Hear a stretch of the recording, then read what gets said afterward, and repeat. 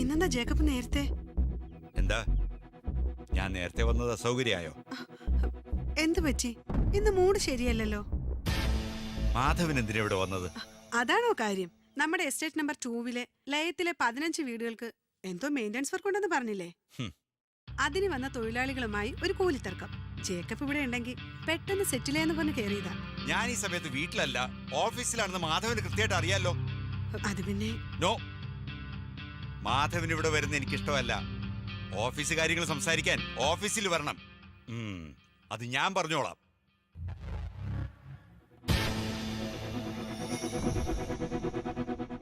ഞാനിത് പ്രതീക്ഷിച്ചിരുന്നു ജേക്കബ്.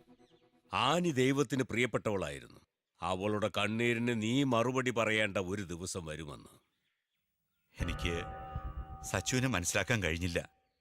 എന്റെ തെറ്റുകൾ അവനെ ഒരുപാട് സങ്കടപ്പെടുത്തിയിട്ടുണ്ട് ഫാദർ.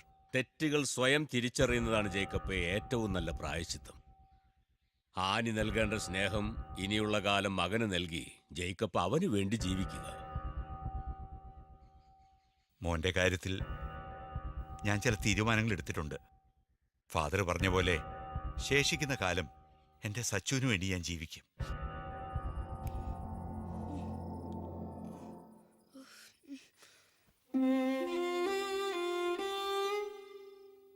മോനെ സച്ചു, എഴുന്നേക്കടാ. മോൻ വല്ലതും കഴിച്ചോ? അപ്പച്ചന് തെറ്റുപറ്റി. ഇനി അപ്പച്ചൻ മോനെ വഴക്കു പറയത്തില്ല.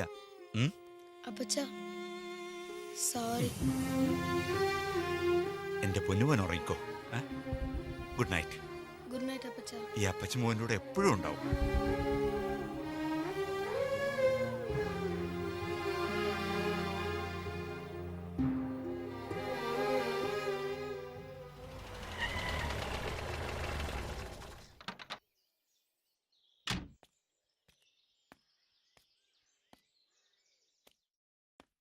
എടി നന്ദി കേട്ടോളെ.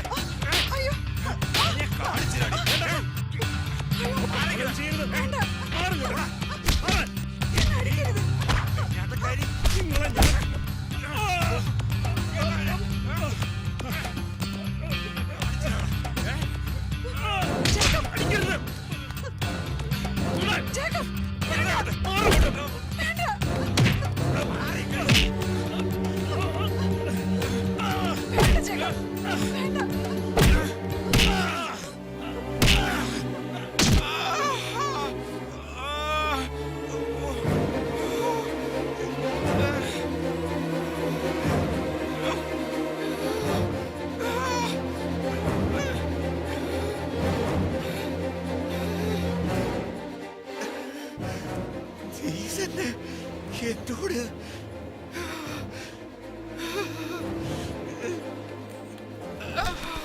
എന്റെ മോനെ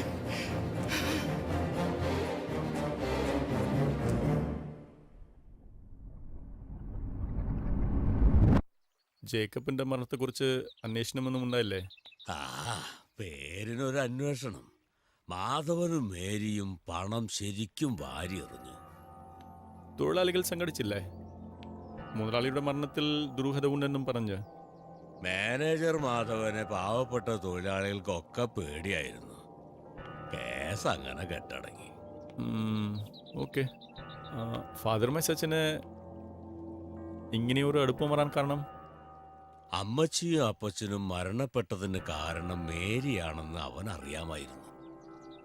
അവളോടുള്ള പക മൂലം ജേക്കബിന്റെ ശവമടക്കിന് ശേഷം അവൻ ആ വീട്ടിലേക്ക് മടങ്ങിപ്പോയിട്ടില്ല. ഞാൻ അവന് ചാപ്പലിനോട് ചേർന്നുള്ള ഒരു ചെറിയ വീട്ടിൽ അഭയം കൊടുത്തു. അപ്പോ ജേക്കബിന്റെ സ്വത്തുക്കൾ? അവിടെ മേരിയുടെ എല്ലാ കണക്കുകൂട്ടലുകളും തെറ്റി. മകന് പ്രായപൂർത്തിയാകുമ്പോൾ സർവ്വ സ്വത്തുക്കളുടെയും പരിപൂർണ അവകാശം സച്ചിന്റെ പേരിൽ ജേക്കബ് എഴുതി വെച്ചു. അതറിഞ്ഞതോടെ മേരി സച്ചിനെ ബംഗ്ലാവിലേക്ക് തിരിച്ചു കൊണ്ടുവരാൻ പല വിധത്തിലുള്ള ശ്രമങ്ങളും നടത്തി. ഒടുവിൽ അവനിലെ കൗമാരക്കാരനെ വശീകരിക്കാൻ മേരി സിസിലിയെ നിയോഗിച്ചു.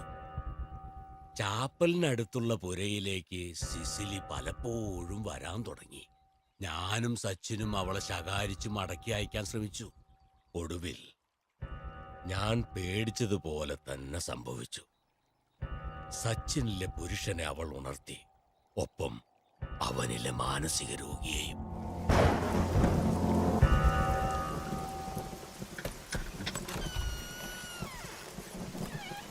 സിസിലി, നിന്നോട് ഇവിടേക്ക് വരരുത് ഞാൻ പറഞ്ഞിട്ടുള്ളതല്ലേ? കിഴക്കൻകോള് കയറിയത് എത്ര പെട്ടെന്നാ. പെയ്യോന്ന് ആരെങ്കിലും വിചാരിച്ചോ?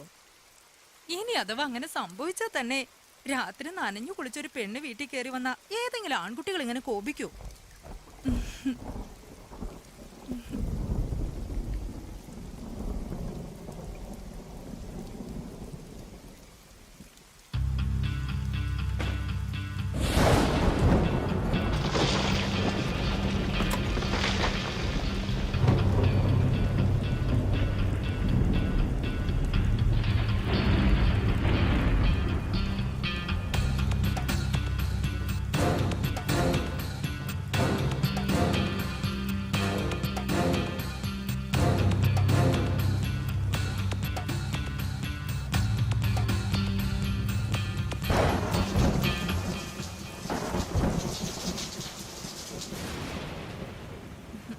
ബംഗ്ലാവിൽ ഞാനും മേരിയന്റെയും തനിച്ചല്ലേ.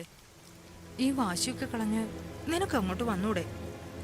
അവിടെയാവുമ്പോ നിന്റെ ഏത് കാര്യത്തിലും ഞാനും മേരിയന്റെയും എപ്പോഴും അടുത്തുണ്ടാവും.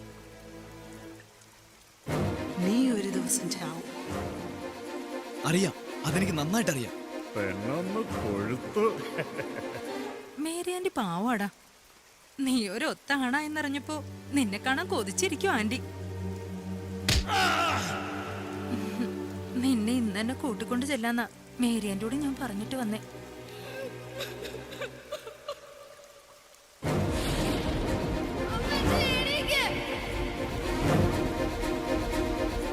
നമുക്ക് പോവാൻ സച്ചിൻ ആന്റിയുടെ അടുത്തേക്ക്. എന്നെ കൊണ്ടുപോകാൻ വന്നതാണല്ലേ? അതും എന്റെ അപ്പച്ചനും അമ്മച്ചയും കൊന്നവളുടെ അടുത്തേക്ക് സമ്മതിക്കില്ല. ഈ ജന്മം ഞാൻ അതിനെ സമ്മതിക്കില്ല. ഡീ,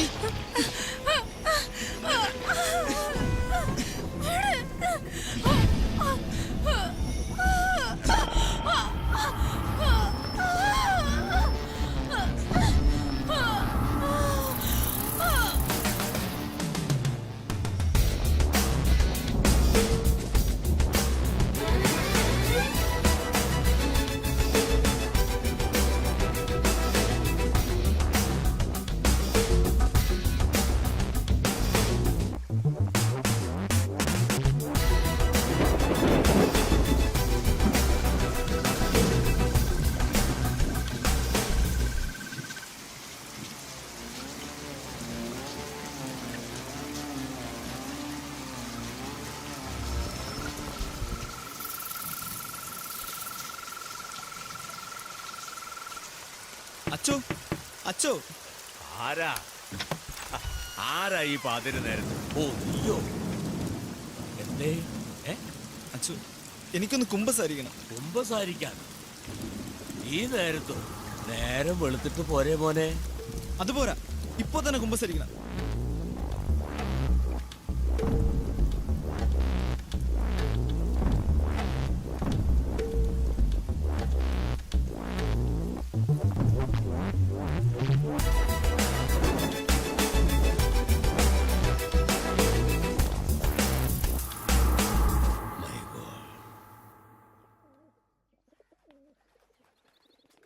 സ്കീസോഫീനിയ, സെക്ഷുവൽ ഇൻട്രാക്ഷൻ ശേഷം ഇണയെ കൊല്ലുന്ന അപൂർവമായ ഒരു മനോരോഗം. വായിച്ചിട്ടുണ്ട്.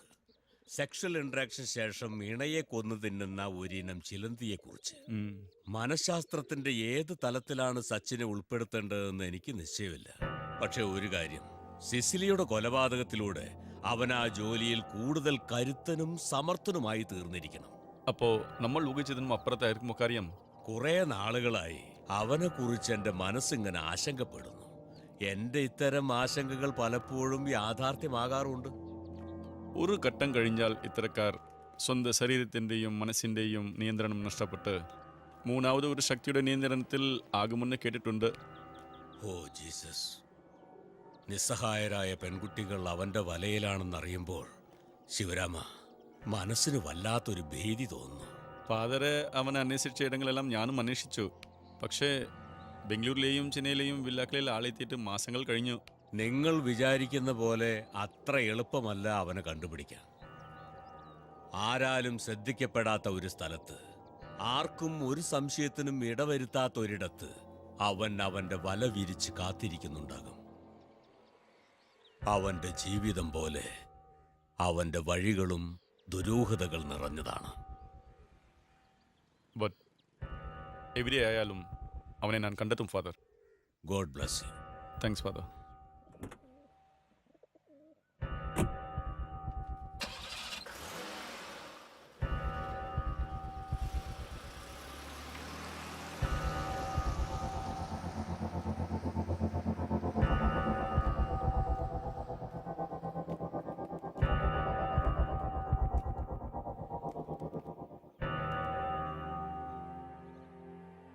നിന്നെ വിഷമിപ്പിക്കണ്ടെന്നോർത്താ ഞാനിത് ഇതുവരെ പറയാതിരുന്നത്. സാഗറെ, അവൾക്ക് സൗഹൃദം പണത്തോടാ. ഹിമയെ വീണ്ടും